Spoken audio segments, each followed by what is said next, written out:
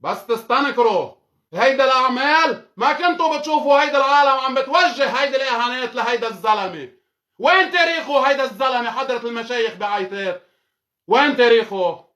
من بعد 13 سنه لما كانوا هول المجاهدين بعدهم عم يلعبوا على جناب الطرقات وخارج البلاد اللي قدمتهم من ال 96 لل 2008 2009، هول 13 15 سنه بحزبكم وين هن؟ هيك انتوا عم بتكافئوا وعم بتردوا الجمال؟ هيك بيأمر الخميني تبعكم الهندي؟ هيك بيأمر الدين والتكليف تبعكم يا سيد؟ هون وين ما في وقاحة؟ هيدي ما بتتسمى وقاحة، هيدا بيتسمى عهر.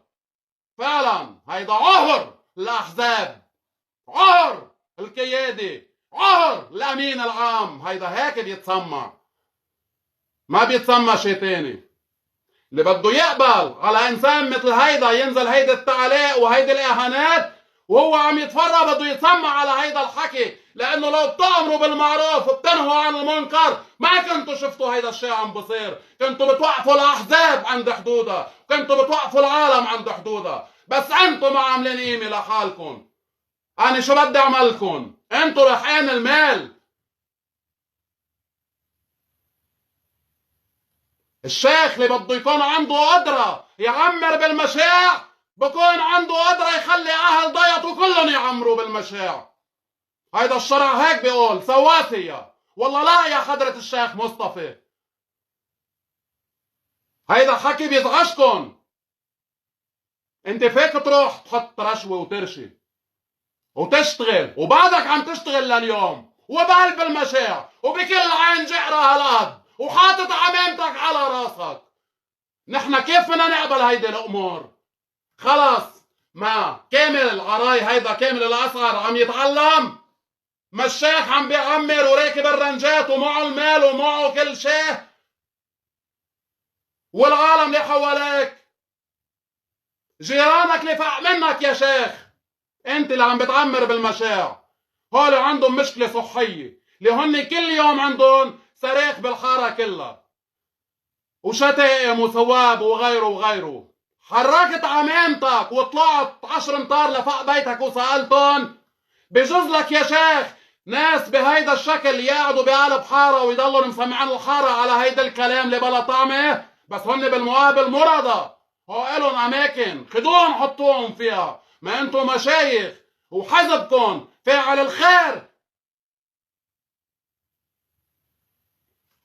ما تزعلوا او ازعلوا، بس انتو مشالح مشالح بتشلحوا العالم. في فرق، بدنا نعرف نحن مين عم نتبع. اذا بدنا نتبع مشايخ بدهم يكونوا واقفين حدنا بالسراء والضراء، واذا بدنا نتبع مشالح بدنا نضغط على رؤوسكم. بس ممنوع تحطوا هيدا العمامات وتلتزموا هيدا الصمت علشان حزبكم اللي عم يعتدي علينا. هيدا الشيء ممنوع وهيدا الشيء مرفوض. ما شفتوا بيان بلديتكم ومخاتيركم حضرة المشايخ داخل هيدي الضيعة نزلوا بيان وعم يتبروا منه؟ ليه ما تحركتوا؟ كيف ما تحركتوا؟ عم يتبروا من انسان من قلب ضيعتكم وانتوا بتعرفوا البير وغطا، لانه مضغوط على عماماتكم ما فيكم تتحركوا. هيدا المشالح نحن ما منا اياها ولا منا وجودكم. وجودكم مثل صور الهند على الدوايرة نفس القيمة. انتم مقيمين حالكم مولانا موالينا، انتم عم بتقيموا حالكم.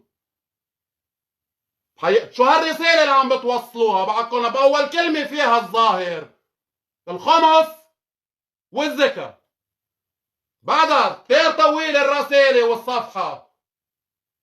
وين راحة الناس وخدمة الناس؟ وين الأمر بالمعروف والنهي عن المنكر؟ وين الوقوف بجنب المستضعفين؟ شو عم تحكوا؟ شو بتطلعوا بتخاطبونا؟ انتوا واسيادكم واحزابكم شران واح وانتوا عهرين. شفتوا الفرق وين؟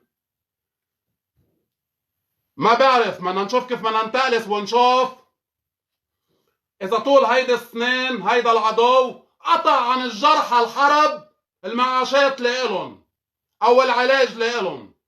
ما بعرف، بشك أنا بهيدا الموضوع، وهو عدو ما بيتجرأ إنه ما يعالج الجرحى لإله. بس أنتو بقلب الحزب كل واحد عمامته هالقد قاطعين هيدا حقوق الجريح ومعاش الجريح.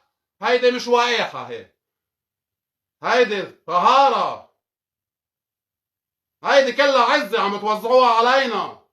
هيدي الضيعة بصيرش فيها 3 عمليات خطف على ايد هيدا الحزب وانتو قاعدين عم تتفرجوا. لو من لما فات حزبكم عمل اول عملية خطف كنتوا وقفتوا بوجهه ووقفتوه عند حدوده وكبيتوه لبرا هو ومستودعاته وراياته. هيدا الدين هيك بيقول. بس اللي بده يكون متوظف وظيفة ما بينفعنا. لو بدكم تأمروا بهيدا المعروف ما عم نوصل لهون. حزبكم عمل كمان وحطني 4 أشهر بالضاحية، 120 يوم، ولا يوم خطر على شيخ عبال شيخ واحد فيكم يطلع بيان ويستنكر انه هيدا الحزب خاطف هيدا الزلمه من عيتات، وبتطلعوا بتقولوا لي انتم مشايخ، انتم مشايخ، مشالح عمشايخ على ما بخيلكم اركبوه. لما بدكم تشوفوا البلديه ومخاتيرها وحزبها عم يعتدي هيدا الاعتداء وعم يخطف وعم يتهمني بالخيانه وانتم بدكم تكونوا ساكتين وراضيين، على ما بخيلكم اركبوا. ووجودكم كوجود الهند لعدوار عيطات ومصيركم كمصيره. نعم، لانكم نفس النتيجه. انتوا واللي كانوا بالثمانينات ماخذين البلد عملتوا عمليه تبديل بين طهران والحزب واللي كان محتل.